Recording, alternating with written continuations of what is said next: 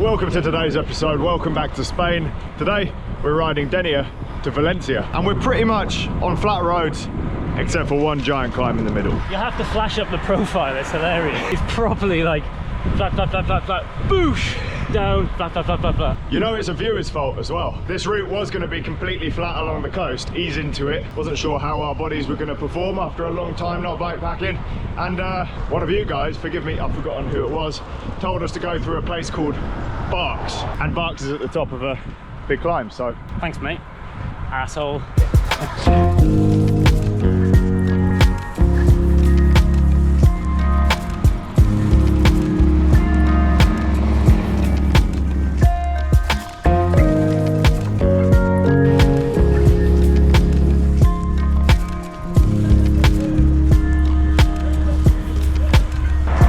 The majority of the people we've seen riding are just like normal, mostly older people in full kit, just doing some exercise. Yeah.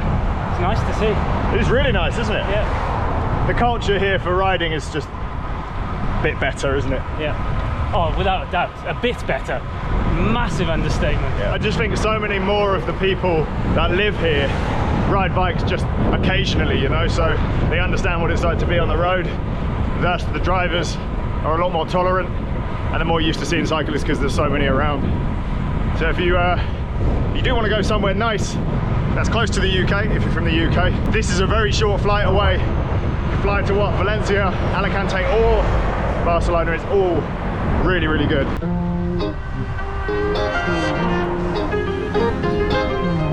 In hindsight, we should have gone with what you said to buy, which was not the zero sugar one. Because it's going to explode? Oh no, because we need sugar. We need sugars. Biggest anti-climax ever. So this green line on the elevation profile is where we are. About to start the big climb. Probably looks worse than that actually is. So this must just connect the two cities then. So basically we've just been on probably 4 or 5 kilometers of basically pan flat, very well paved path through like orange fields, and not oranges in the colour, but as in oranges. What do you call a orangery? Kept us away from cars. There was lots of people walking, people running, people cycling, people doing it like us, people doing it just on road bikes, people doing it just to get to work probably. Well, Sunday probably to the, I was going to say boulangerie, but that's the wrong country. Exhibit A.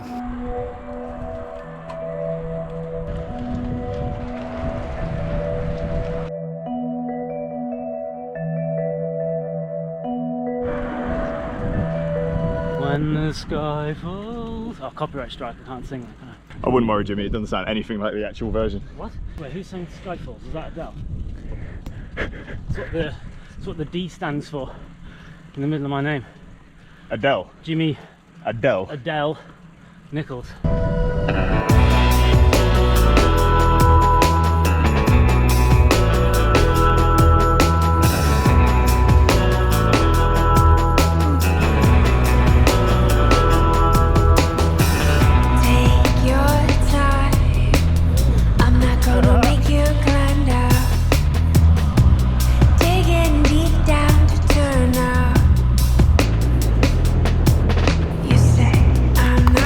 Our dinner last night ended up just being supermarket food because a lot of the places in Denia were closed and the ones that were open were like meat places. So, what are you eating?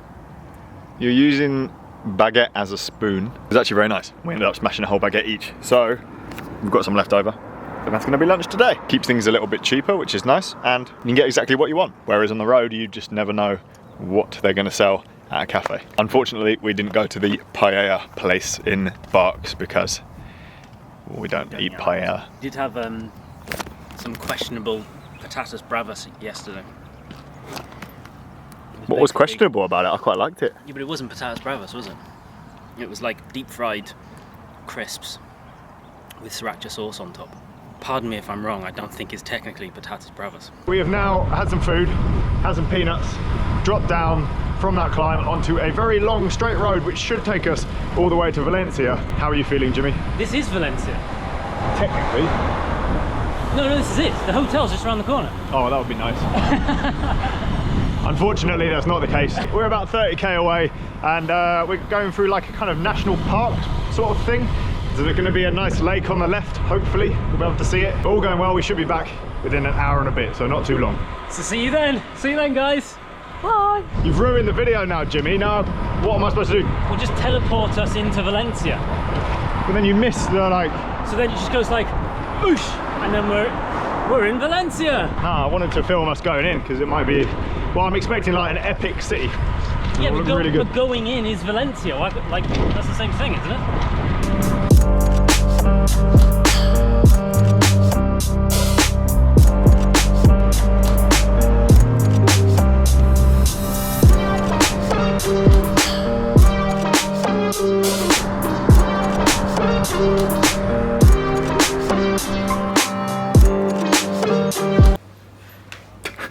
We are in the process of recovering from that ride, and we thought we would go through some top tips for planning your routes, because there's a few things that we've been doing that make your route planning a lot easier, especially when you're doing it on the fly and bike packing. Tip number 1, being flexible is going to give you the best chance of having a good time. What that means is, well, we only have tomorrow planned. We don't have any of the other days planned whatsoever. We have nothing booked whatsoever. But that means if we wake up tomorrow and we feel terrible, or if we wake up tomorrow and we're feeling really energized, we can choose a route accordingly. Tip number 2, travel with a tripod. Tip number 2, booking.com is your friend. I'm sure there are other websites that do a similar thing, but the one that I have historically used and we're using on this trip is booking.com. It lets you search for hotels on a map. It lets you search for hotels that are currently open, which especially around here makes a big difference depending on the season. And it gives you a timeline of all the hotels you book, so you can see it going forwards. If you're being a bit more meticulous and planning days in advance, it will literally tell you every single day that you've got a hotel booked and what's coming up. Number 3. I thought you were going to do tip number 3. I haven't prepared anything. I'm going to caveat this last point by saying this is a fully funded trip from ourselves. What are you messing with my lighting for? I was trying to put number 3 in for tip number 3. We're paying for everything out of our own pockets, and there are no sponsors, but we are using Komoot to plan our routes because it's the best way to plan routes, I have found. Well, I guess it is similar to Strava in some respects, that you can like upload what you've done previously and keep a log of what you have done and plan routes, but it's essentially built around being a route planning app. I think they sponsored you on other stuff that you have done, but as you said, this isn't sponsored. We both just use it. It's the best one I've found for planning routes. It isn't the only one out there for planning routes. It isn't perfect, but a lot of the time it picks. You can just do an A to B, and nearly always it's a good route. One thing that I always do when I'm using Komoot to plan routes is do the whole route first. So in this case, we were going from Alicante all the way to Barcelona, then break it down into smaller chunks based on where you can stay. So looking at booking.com and checking where the hotels are, we've managed to split it up into about 100k a day. Give or take, yeah. Give or take a bit, and then we've opted to add some more climbing in and some extra miles when we've wanted them. But one of the best things I've found to do when you're not sure about a road, it might look like a main road on Komoot, is head over to Google Maps, drop your little yellow man on the road, and then you can see a street view of what the road looks like. So it does help sort of going in with a fine-tooth comb and checking if there is actually a road there and what the surface is like. Is it worth adding that a lot of the planning is built around where hotels will be and where we can get food and get drinks? It's true. They're completely like, if you don't factor in them, you're in trouble. Yeah, you do have to take into account how much food you're going to be able to carry if you have camping gear with you. If you don't, your route is dictated by hotels pretty much, or where you can stay. There's always an abundance of hotels on the coast, so we really haven't been worrying about it too much, but in places like Australia, there was like one place every 200k, so we basically just rode in between those. Always worth saving some bag space just for food, because you never know when you're going to have to do a longer stint. But yeah, then we start getting into more in-depth stuff about actually what you take bike packing, which is a separate video. So there's your tips. Today's a good example, isn't it? Because it's Sunday. You very fairly noted that means that lots of things are closed in Spain. Mm-hmm. Some cafes and bars were open, but all of the supermarkets were closed completely.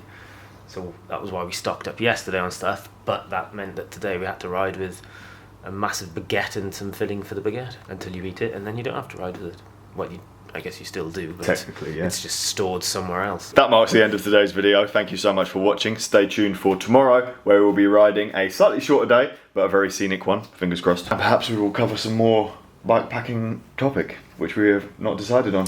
We also then need to decide the rest of the route, or at least the following day. I have some ideas, I haven't told you about them yet. It involves very short, flat days.